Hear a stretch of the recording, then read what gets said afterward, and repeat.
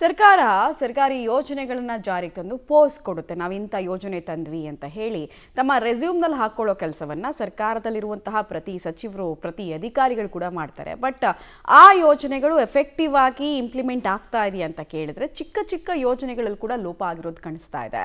ಸರ್ಕಾರಿ ಆಸ್ಪತ್ರೆಯಲ್ಲಿ help desk ಅನ್ನು ಓಪನ್ ಮಾಡಿದ್ರು ಸಾರ್ವಜನಿಕರಿಗೆ, ಅದರಲ್ಲೂ ಎಮರ್ಜೆನ್ಸಿ ಪೇಷಂಟ್ಗಳಿಗೆ ಉಪಯೋಗ ಆಗಲಿ ಅಂತ. ಬಟ್ ಅಲ್ಲಿ ಸಿಬ್ಬಂದಿಗಳು ಇಲ್ಲ, ಮಾಹಿತಿ ಕೊಡೋದಕ್ಕೆ ಯಾವುದೇ ರೀತಿಯಾಗಿ ಇಕ್ವಿಪ್ಮೆಂಟ್ಸ್ ಕೂಡ ಇಲ್ಲ. ಇದರಿಂದ ಜನರಿಗೆ ಬಹಳ ತೊಂದರೆ ಆಗ್ತಾ ಇದೆ. ಒಂದು ಡೀಟೇಲ್ ರಿಪೋರ್ಟ್ ನಾವು ಕೊಡ್ತೀವಿ, ನೋಡ್ಕೊಂಡು ಬರೋಣ ಬನ್ನಿ. ಹಳ್ಳ ಹಿಡಿಯುತ್ತಾ ಆರೋಗ್ಯ ಇಲಾಖೆಯ ಯೋಜನೆ. ಸಹಾಯ ಕೇಂದ್ರಗಳಲ್ಲಿ ಸಿಬ್ಬಂದಿನೂ ಇಲ್ಲ, ಮಾಹಿತಿಯೂ ಇಲ್ಲ. ರೋಗಿಗಳಿಗೆ ಮಾಹಿತಿ ಕೊರತೆ, ಪರದಾಡುವಂತಹ ಸ್ಥಿತಿ.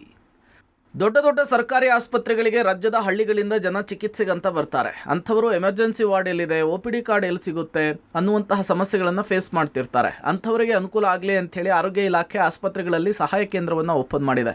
ಆದರೆ ಬೆಂಗಳೂರಿನ ಪ್ರತಿಷ್ಠಿತ ಸರ್ಕಾರಿ ಆಸ್ಪತ್ರೆ KC ಜನರಲ್ನಲ್ಲಿ ಮಾಹಿತಿ ಕೊಡುವುದಕ್ಕೆ ಸಿಬ್ಬಂದಿಯೇ ಇಲ್ಲ ನೋಡಿ. ಇನ್ನು ಸರ್ಕಾರಿ ರಜೆಯ ದಿನಗಳಲ್ಲೂ ಕೂಡ ಆಸ್ಪತ್ರೆಗೆ ರೋಗಿಗಳು ಬರ್ತಾರೆ. ಆ ಸಮಯದಲ್ಲೂ ಕೂಡ ಸಿಬ್ಬಂದಿಗಳ ನಿಯೋಜನೆ ಮಾಡಬೇಕು. ಆದರೆ ಸಹಾಯ ಕೇಂದ್ರಗಳಲ್ಲಿ ಅಂತಹ ವ್ಯವಸ್ಥೆಯೇ ಆಗಿಲ್ಲ.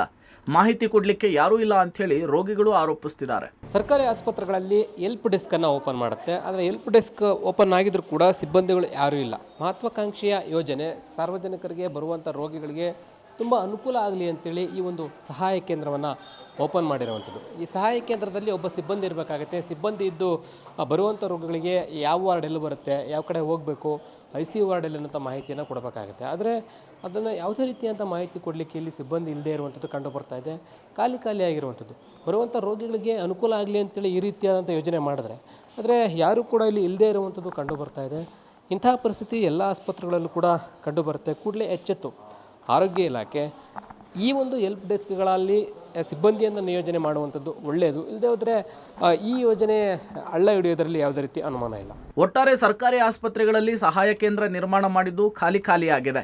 ಸಾರ್ವಜನಿಕರಿಗೆ ಉಪಯೋಗ ಆಗ್ತಿಲ್ಲ.